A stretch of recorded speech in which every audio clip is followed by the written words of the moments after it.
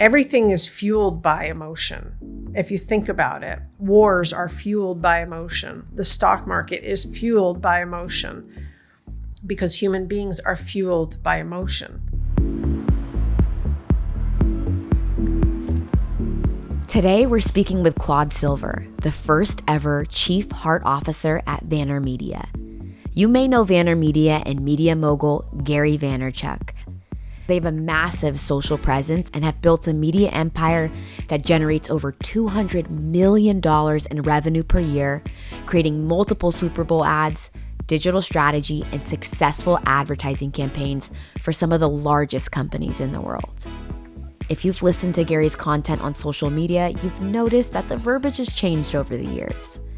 Messaging that once endorsed hustle and grind has grown to include mindful practices such as empathy, self-awareness, integrity, and patience. One of the key people contributing to that messaging is Claude Silver. Claude is a motivational speaker and industry trendsetter. She focuses on teaching people and organizations how to disrupt the traditional HR model with the use of emotional optimism and heart-centered leadership to foster elite performance, create cultures of belonging, and empower teams to be purpose-driven and resilient. We flew to New York to sit down with her in the beautiful offices at VaynerMedia at Hudson Yards. This conversation is packed with unique insight and information. I think you're gonna love it. Have fun. My girls, my guys, my group. This is MG Method, the show. I was born in New York, and then I grew up in Santa Fe, New Mexico, and moved there when I was 12. So you can imagine what a whirlwind that was, moving from a melting pot to a Rocky Mountain desert where everything is kind of tumbleweeds and mountains and brown houses. What would you say in that environment it started to teach you early about people and the culture where you grew up? Definitely being among a different culture and cultures, especially indigenous people and people from Mexico, was very different than being in New York, where you have almost everyone except indigenous people. What would you say for you as a child? What did you want to do growing up? Like, who did you want to be? Yeah, I wanted to be a movie director. Did you? I did. And I wanted to be a philanthropist. Both of those things. And if you think about it, I went into the world of advertising, which is creative. I was a strategist for a long time. And a philanthropist, I wanted to be a philanthropist because I wanted to give. And that's definitely something that's in my DNA. I realized you had to have a lot of money to give away. So I course corrected a little bit and found a way in my life to give generously with what I have. I think that this is an interesting idea because now I feel like a lot of the work that you do, or people assume that in order to give, that it does require resources. What has it taught you about understanding the abundance and characteristics that everybody has access to? Oh, you just have to give of your heart. I mean, everything is love. And if it's not love, it really is an illusion anyway. So it could get a little esoteric there, but we all have the capacity to be kind and compassionate. And that is what empathy really is. That's how you act out empathy, through kindness and compassion. And so saying thank you, saying hello, looking at someone in the eyes goes a heck of a long way. And you don't need any money for that. Do you have moments? I studied film, and in scene class, we start talking about character, and we're always curious about the occupation of the person and like kind of how that's shaped them. And especially for someone who asks a lot of questions and listens for work, did you feel growing up that there were questions that weren't answered for you that made you, drawn to staying curious in this way? The questions I have are ones that you don't see on the surface. They're all about our human behavior. They're all about what makes us tick. And they're all about the similarities that we all have as humans. So it's not something I can necessarily see on someone's face necessarily, unless I'm reading an emotion. But I am curious about behaviors And I was very curious about my own behaviors, which is probably what led me to do some deep dives to figure myself out, which in turn led me to ask more questions of people and myself for sure. Because I was like, what are you doing? Why are you going down that path again? Yeah. What are you doing? You know that's a dead end. We can laugh, right? We can laugh now. Yeah. So what sort of things do you do in your life now to kind of keep asking yourself those questions? Is there a specific kind of practice that you do where you check in and audit for you where you are? No, I don't do anything as regimented as that. I do a gratitude list every night. So just 3 things that I'm grateful for. I pray, which is my own thing. And, but I can tell when I'm grounded and when I'm not grounded. So that's something I can just kind of check in on any single moment, make sure that my energy is as pure as it can possibly be, meaning I'm not carrying other people's energy on my shoulders and I can give it back to them or neutralize it somehow. And I can tell when I'm light, when I'm light, when I'm singing a lot through the house or, just joking. And that's when I'm my best self. And when there is no reason for me to be joyful other than I am. Those are the things I check for if I'm checking for anything, Mm-hmm. Who would you say when you do feel unlovable or heavy, who do you turn to? I have a core group of friends that I definitely turn to. My brother, who's one of my best friends, who lives here in the city, for sure. And I turn to music, always. I turn to music that makes me feel something. And most of the time that's, music from my high school years that I grew up with that, remind me of that, that go-getter I was, or, that rebellious teen that I was. Sometimes I listen to trance music because I just love how it, kind of like builds, and then it crescendos. So lovely. Yeah. Here, and one of the things we're drawn to about you is that it feels clear that people in leadership positions have a mission and a clear intention. Do you think it's possible for people to grow at a company if people in leadership positions don't have that clear vision? I think it's possible for people in companies to grow to a certain point. If there's a ceiling, or if leadership wants to put them in boxes, I don't think you can exceed that box. I mean, if that's what's happening, if you're trying to move up and there's a force that's pushing you down, well, then that's going to be a losing situation, I think. And I think that'll end up kind of like eating someone's heart and soul. So not to be so negative, but we want to be around leaders that have vision, are visionaries. I mean, Gary is a visionary. That's why we're around him. We know he's going places. He's going the next 5-10 years out already. So I think you hitch your ride or hitch your wagon to the ride, whatever it is, for certain reasons. Sometimes you're sleepwalking, you just need a job, and you stay there for 5 years and you go, holy cow, this has been the greatest 5 years of my life. Or sometimes you say, gosh, I want to be there because that person stands for X.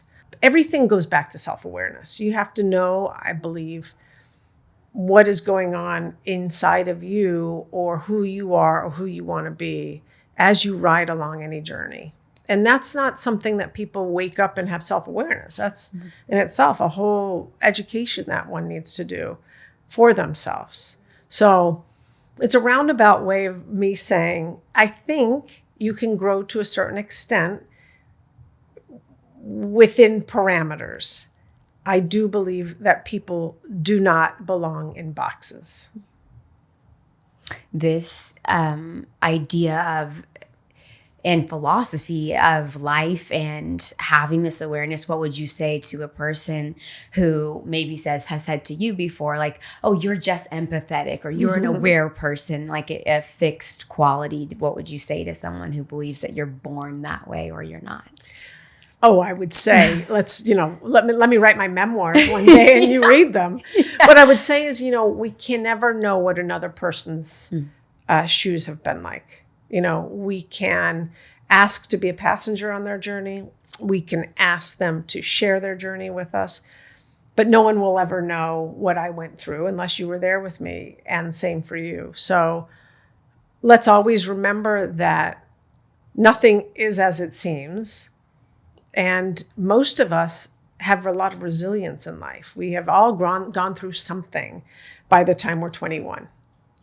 And so in that, there's change and transformation we hope that a person goes through. And myself, I've gone through many evolutions of Claude. And I've always, there's been a red thread through all of it, because I'm still me. Mm-hmm. This is who I've always been, but I've certainly fallen on my butt, 700 times and gotten up 701 times. What are some of the things that you might share with us about the times when you were on your butt? Oh my gosh. I mean, terrible student, really terrible student. Yeah. Took the SATs 3 times, untimed. Took algebra 3 times. My senior year was the last time I took it. Really struggled in school quite a bit. It just didn't click. Made some terrible decisions with, bad decisions with bad boys, I would say, for sure. Fell on my butt that way. And I really pushed the boundaries, I think, of some of my own beliefs in myself. I believe in risk-taking, and I set myself on certain courses to really ride that rail very close to the edge, until I fell on my butt. Thankfully, I fell on my butt to wheel myself back in and kind of like course correct, instead of going down roads, I knew I wasn't supposed to do drugs forever. For example, I knew I wasn't supposed to be in, toxic relationships forever. So I just needed to, I guess, go through that journey and feel some of that immense pain and loss, and disappointment with myself and shame until I didn't, until I finally was done. And those are scars that I keep safe to remind me I have been there. I don't need to open that door again. I was there already, and I can remember that pain, or I can remember that time. And now I want to use that energy to help other people through whatever it is they're going through, especially shame, because I think, shame's, I really do believe shame's a killer. And I'd like to rid the world of shame, but I know it starts with person by person by person. How do you find time or to support that within the employees that you work with, especially because they do have such unique obstacles that they bring to that. They have their own trauma and their own journeys. And then you come into work and we're talking about, a project, but there's something that's eating away kind of at their personal well-being. Mm-hmm. How do you find time, in such a condensed window to be able to tap into that? Well, that's all I care about. Yeah. I mean, because I was in advertising agencies for so long, I know the business, I know the ups, I know the downs, I speak fluently. So I understand the problems in a project or in a campaign. But what I care about is the human. What I care about is what's getting them stuck. What I care about is how can we both identify the roadblocks or the stories that they're telling themselves that are stopping them from being the greatest copywriter they can be, for being the greatest strategy insights person they can be, because their imposter syndrome is so loud, or because the voices in their head are saying such negative things. Tell me what that is. What is it? What are you telling yourself right now? And these are things that people fortunately trust me to share. And then we can solve them together, and by no means do I don't have a silver bullet, and I don't have a magic wand, but I care, and I want to be with these people on their journey as long as they'll have me. What is a cadence of that type of conversation? Is it something, that you're able to do weekly? Is it something, because I think sometimes we, at MG Method have, as a trainer, have been able to support people with their well-being in a corporate capacity, I guess you could say. And so it's always a conversation of like, what is the cadence of that? Is it this month we're focused on employee well-being and you're not able to kind of touch base with people again? Or you would say, you know, someone's brought up those narratives and now you're talking to them next week and the following week? I mean, I talk to them as often as they want or as often as I think they need. So it might be me having a 15-minute conversation with Billy. And in that 15-minute conversation, I'm thinking we need to have another one. So I'm going to invite that rather than waiting for Billy to say, do you think we can talk again? Because that person might think, oh, Claude's too busy, or I shouldn't talk about this in work or whatever. And I'll say, you know what, let's talk next week about this. Or I'm going to send you some questions. Or, you know what, let me cancel that next meeting I have because this meeting is too important. Wow. So it's, you know, it's just reading the room. And if the room is on screen, then it's reading the screen. It's just reading the person. And that's what I love doing. And I'm fortunate that I can do that. In doing that and successfully doing that, how did you learn in your career to express the value of that, especially when people are talking about like a hard success of a business, and to know, you know, what you said to Billy helped him go into this next meeting and that could have translated to millions of dollars. Yeah. How did you learn to start to express? You know, it's silly, but I don't think I know another way. It's always who I've been. The person and what's going on with us is more important to me than that other thing. Even though the other thing oftentimes is what pays our bills and keeps the lights on for that company. But I know that when you put people first and you take the time to mentor, take the time to coach, or just be that shoulder for someone, like great things happen. You know, when I feel like I can tap into someone and remind them of their true potential, or what they could do, what I see in them, or the value that they're bringing, or that they matter, like people float on out of here. And it's not on fumes, it's real. You know, I have this big whiteboard here in this room because I do a lot of one-on-one coaching in this room when we're in the office setting. And I'll use this whiteboard to sit with Billy or Barbara or Shay. And, you know, we write out things, you know, why do you think you're so essential to a team? What do you think your team values in you? What are your values? You know, what did you want to be when you grew up? And we do all this fun kind of patterning and land upon magically like a mission statement for them. And that might take a day, that might take 3 sessions, whatever, but they come out of here with something tangible that I say, please post that on your laptop. Remember it is who you are. Like, remember who you are. You know, you mean something. This is who you are.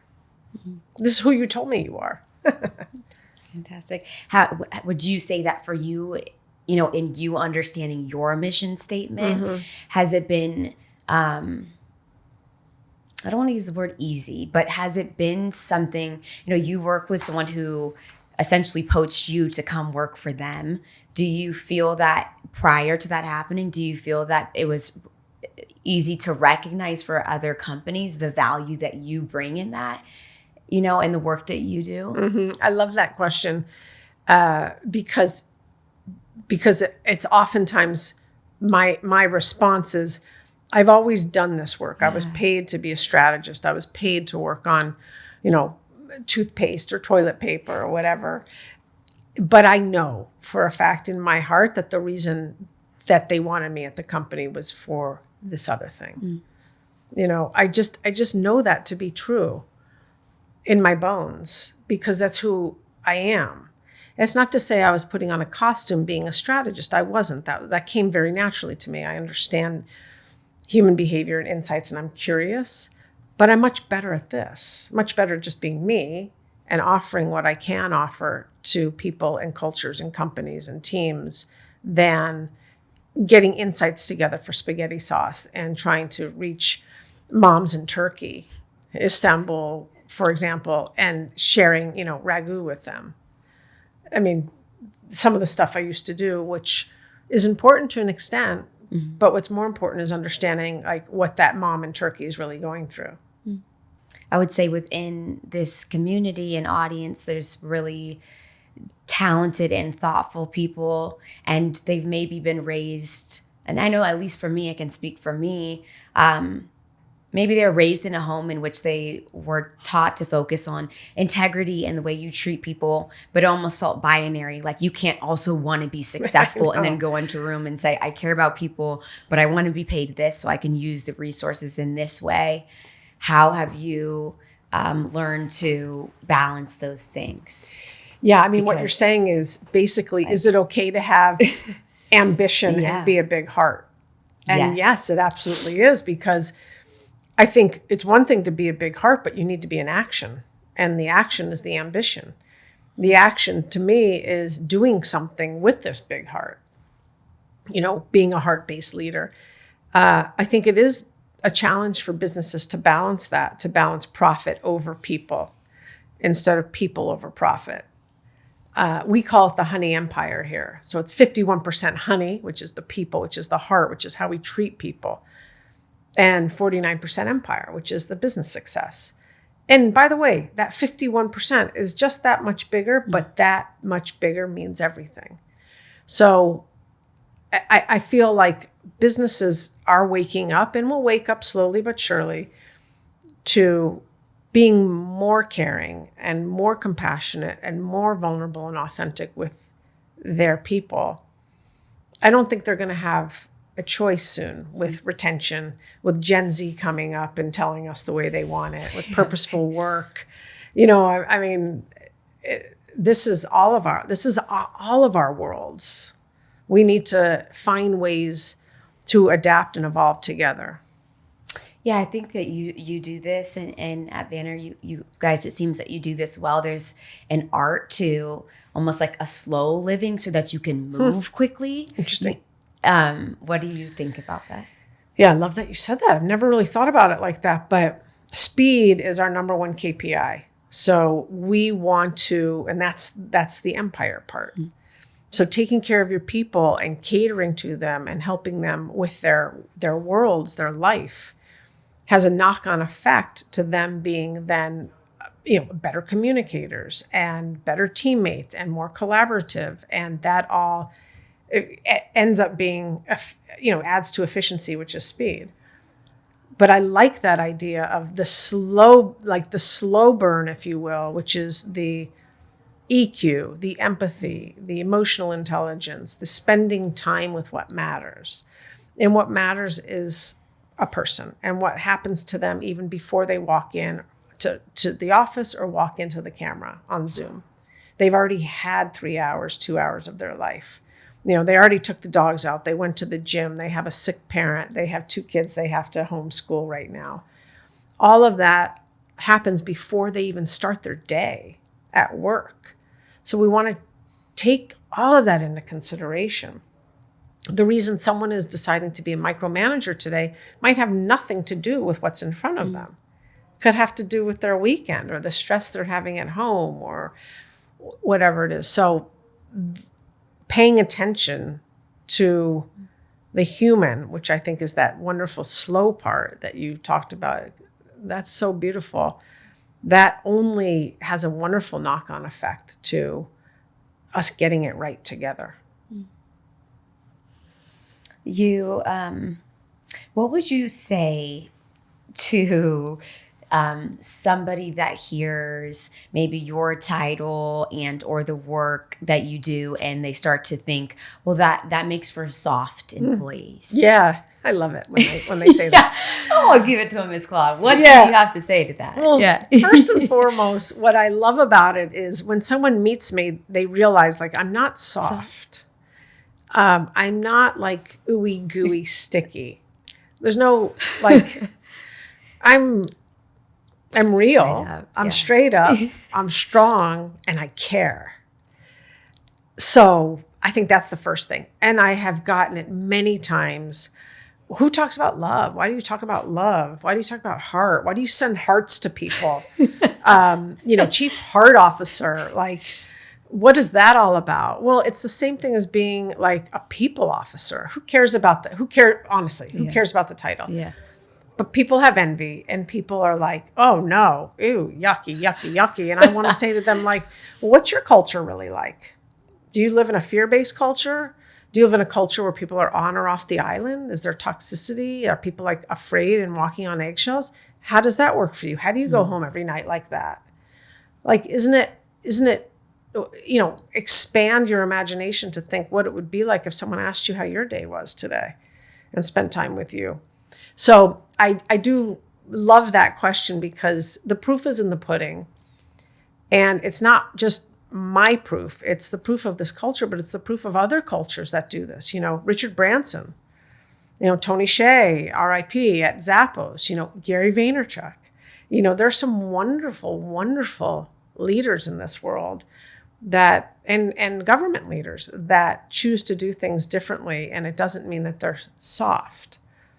These are human skills. We are born with kindness and compassion in us.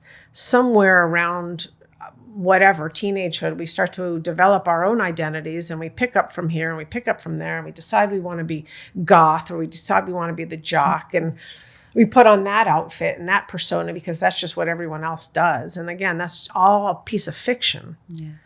Like, who we are in our core, I think, are just like everyone else, which is we just want to be loved. And there's nothing soft about that. One of the lines that I keep kind of replaying in my spirit, I guess, is that I've heard people say often, like, especially to women, that like, this is business, it's not emotional. Mm-hmm. What would you say about this idea of business being an emotional endeavor and or not, and what you feel about that? Well, I do think business is emotional. And I think pretty much everything is emotional. It's very difficult to keep your emotions or an emotion out of a boardroom, unless you want to be a statue, or unless you want to have intense armor up, which I understand why people do have armor up sometimes. But everything is fueled by emotion. If you think about it, wars are fueled by emotion. The stock market is fueled by emotion.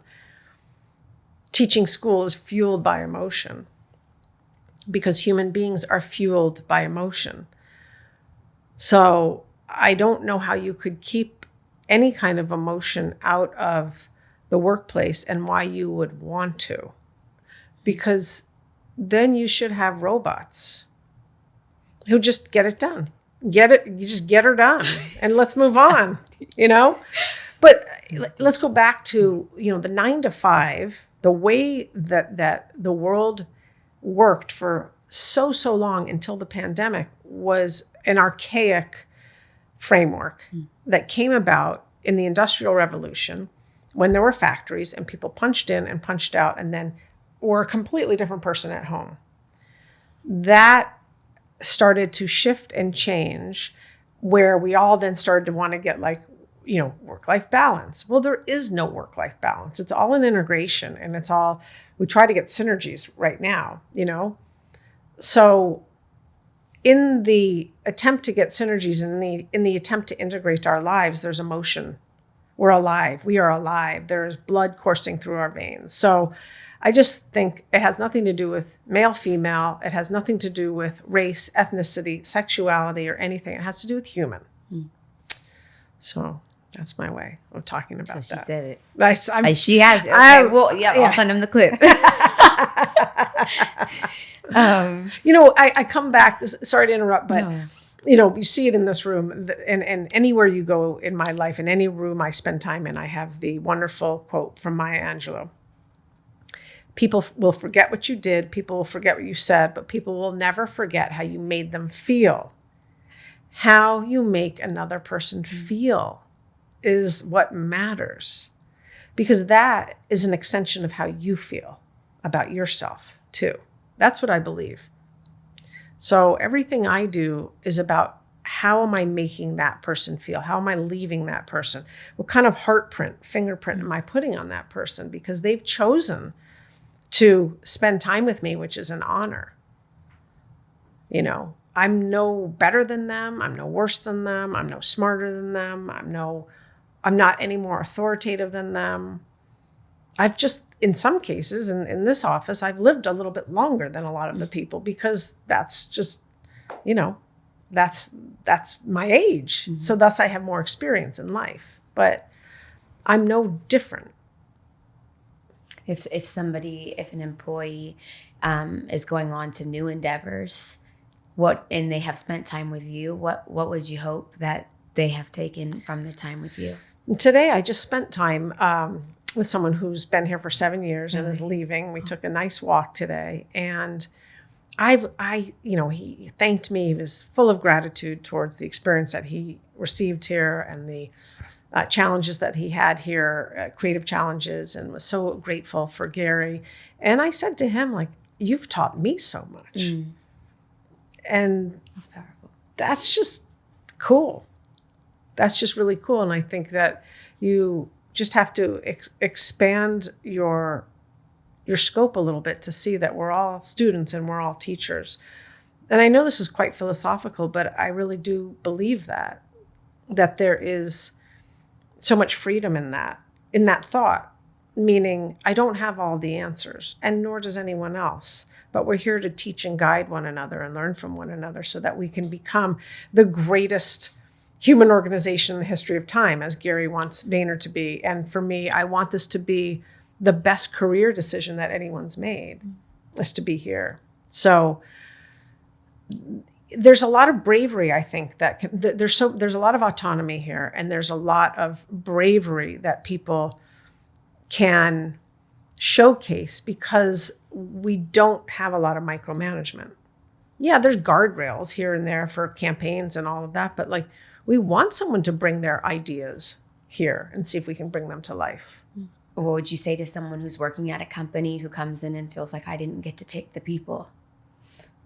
This is something I heard the other week, and I thought this is interesting. It's like sometimes you come in as a leader or manager, and they feel like I'm really you guys are recruiting here, and you're there early in the process of like building something. But many people are working for companies in which they were not a part of that initial kind of formation, if you will. Mm-hmm. What would you say to that?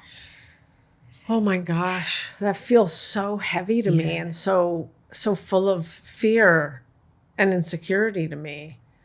Like, you don't pick your family either. You don't pick your soccer team either. You show up and you work with what you got, and you might shift and change and evolve together, but be open to it, because there's nothing you can control in this world other than yourself. There's just not. And even if you are ruling with an iron fist, at the end of the day, I can't control you. I can only control what comes out of my own behavior, So, and that's happened to me. You adopt teams. You adopt them, and they adopt you. And hopefully you make it work. And if not, then maybe there's another place for Johnny to go. Or maybe there's another team for Karen to go on. Or maybe there's another company you can help them get a role at, But there's possibility sewn into what I'm trying to say here. Yeah, I heard that's an invitation. Yeah, it's an invitation. Yeah. Thank you for that. Can you speak to this idea of empathy and heart, but also having that healthy competition and winning as a part of it, and those things being side by side? Mm-hmm. Yeah. Yeah. So it really does go back to the honey empire conversation, which is, in many ways, it is all for one for all. Like, the job here, especially if you're a leader or a manager, is to grow and develop that other person so that they can be their best self and they can thrive and maybe take your place at some point, right?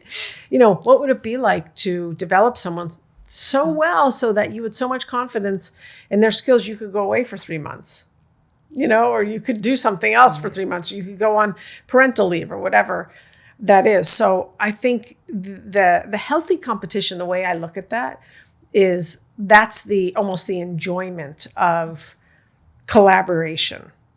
Like this team's going to get together and ideate around this campaign, and this team's going to get together and ideate around this campaign, and let's see what the client chooses. Let's see which campaign does best on TikTok. Let's see. So I think there's the enjoyable, like you said, healthy competition, but that needs safety. People need to feel secure and seen and safe, and lack of politics, I believe, for people to do their best work. Psychological safety is a big word we all say now, is a big word that we, it's in the zeitgeist, but it's very true. Physical and psychological safety is something that people need so they can breathe easier. And we trust first here, and I know I'm saying that, but it's true. It's true. You don't have to come in here and prove yourself. You got hired, like, obviously. So I do think that you have to just like reverse engineer. If you want something great to happen, then you need to take care of your people first. Yeah, I remember working at a place once, and you'd hear in like obviously private meetings which are not private anymore, but just this idea that people are easily replaceable. And I was curious, if you're in an environment in which people think that people within the company are easily replaceable, if that is something that helps build anything phenomenal. Yeah, that's so interesting. Yeah. So one of my first jobs, my boss said to me, everyone's replaceable, Claude.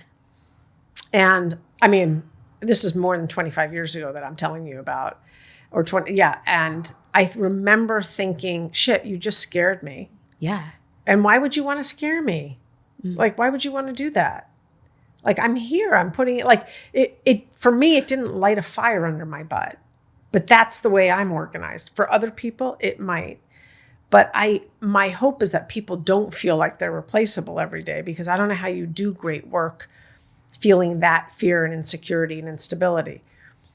However, there is competition in this world of advertising and media. And so that's different. Clients want to win awards.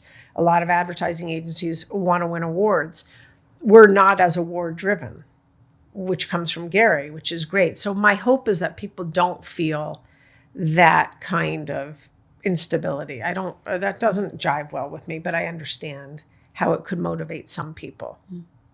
How do you, for your specific work, how do you measure the success of some of the work that you're doing? Are there, I know people look at other metrics for performance, but how do you express or understand just the success that happens within this office and beyond? Well, retention is huge. Okay. I think creativity and innovation, collaboration, friendliness, these are things that are very difficult to quantify. Very, very difficult. I look at stay interviews. So obviously exit interviews is like the number one email I read, which is too late. The person left. So we instilled about 18 months ago, 2 years ago on my team, stay interviews. So right around 6 months, we're asking everyone who's been there for 6 months, like, how's it going? What's working? What's not working? So we can get an idea so we can go in and tweak it. Right. And that's really helpful, because then that's giving me an idea of like, what do we need to fix? I want to know, what do we need to tweak? What do we need to fix? I understand what's working well. But Gary always says, like, he wants wartime generals. I'm a wartime general. Give me a challenge. Human beings are a challenge. That's a wonderful challenge. Getting human beings to work together is even a bigger challenge. Sometimes getting people out of bed and motivated, like leaving their baggage at home. Well, no one leaves their baggage at home. So,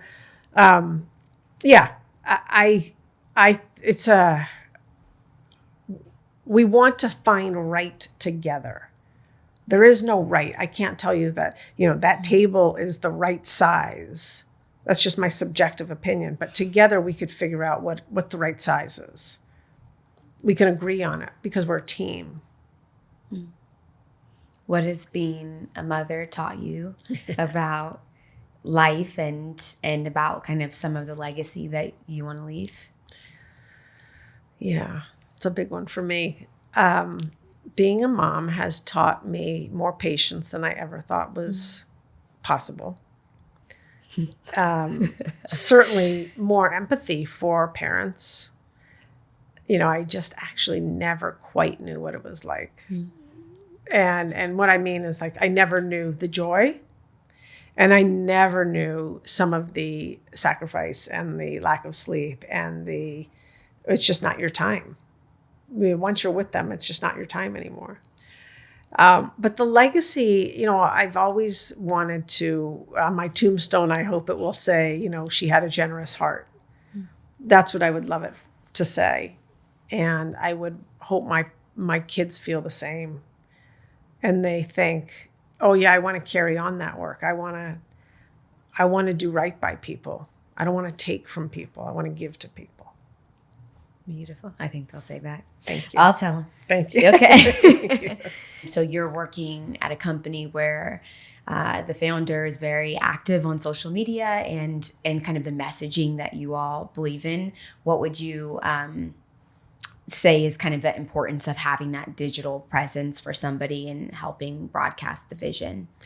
Well, I think it's really important for leaders today to be overly communicative with their people. So whether or not that is having all hands, whether or not that's using Slack, whether or not that's getting on a video every single day, or as Gary does in many ways, all of that, plus his social platforms, you need to over communicate, especially in times of high anxiety, of change, of the unknown, of the pandemic, of, salaries, of all of those things that people are sitting at home being like, do we have to go into the office?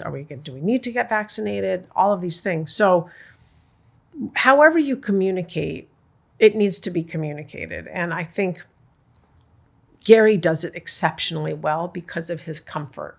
He doesn't think twice about it. Turn on the video, turn on the phone, wham, bam. And we would rather do things on camera than send out blast emails because context. And just like on a text, just like on an email, sometimes the context is lost. When you hear someone speaking or you can see their faces or you can hear their voice, you get a little bit more of the energy. So I think it's super important to try to get towards that comfort level of at least showing yourself on camera, because that is where we are today. Everyone is on camera, even the shy ones. And there's a level of vulnerability that takes. And I get that is strange for some people. But look, we're all inviting one another into our living rooms right now, bedrooms, wherever you're doing the Zoom, I don't know. But, so it's needed today. And there's some incredible digital technologies to do that with. What are you currently challenged by in your life that people might not know about you, or something that your team might not know, but something that is really kind of pushing you? Mm-hmm. Yeah. Well, I think,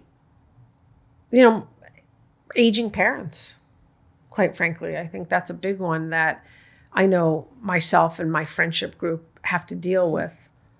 Seeing, your parents get older is tough. It's not something I talk a lot about because as much as I am telling you right now, I don't really want to admit it, So that's something that I think quite a lot about. And I think about, I want to make sure I don't mess my kids up. I really do. And that's a gamble, right? Because I'm sure every parent says that. So I just want to show them that anything is possible, that they are strong and courageous and kind, and they have beautiful hearts, and they're giving, and then they're beautiful. Mm-hmm. But I will not start with beautiful. I will start with they are strong and courageous. That's what I will start with. So it's two ends of the spectrum, right? Aging parents, aging family members, and having young kids and wanting to just build just a beautiful world with them. Last little bit here. Thank you so much for gifting thank us you. all your time. Thank you. We are really curious to hear about the senses. What is something that's your favorite taste right now? Wow. Okay. So here's the real deal is I had COVID over Thanksgiving. Did you? Okay. And my taste buds are not fully back. Wow. And my nose isn't fully back, which is such a bummer. And I cook almost every night. So I probably overly spice everything. So far, so good though. So that's that. But I grew up in northern New Mexico in Santa Fe. And so green chili is my favorite taste of all. It is literally my favorite. I love New Mexican food big time. So that's that. And I love flower. I mean, I'm a sucker for lilies, stargazer lilies, or those lilies that smell. So, but yeah, that's the truth is my smeller isn't fully back yet. Okay. Fingers crossed. Yeah, it'll come back. It'll come back. What is something that you're just really, is there anything that you're really curious about right now? Or just it's like even, we're always paying attention to just like products or something that you're using in your everyday life that you find joy in experiencing? So here's one funny one is like, I don't think I've actually cracked all of the good Alexa can do. I'm really just using it for Spotify and for playing YouTube for my kid. So I think that's a product that I'm like, I'm sure there's more it can do. I don't know how much I want it to do, that kind of stuff. So it's a double-edged sword.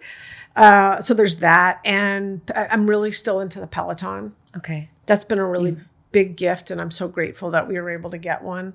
That's been a really great gift. And I'm sure there's tons of other things that I use and products that I use, but I really, I'm a Taurus. And so you just asked me a question about my senses, which was so fabulous because I am of the senses. So not being able to smell great or taste great is such a bummer, but that's where music comes in. Yeah. That's where I have to feel it. And so I can't wait to get back to live shows. And especially in LA. Yeah. That would be great. Yeah. So yeah. Awesome. Thank you. Thank you so much. Thank you. Really generous. This is great. Thank you very much. Yeah, of course. Thank you. Appreciate it. Yeah.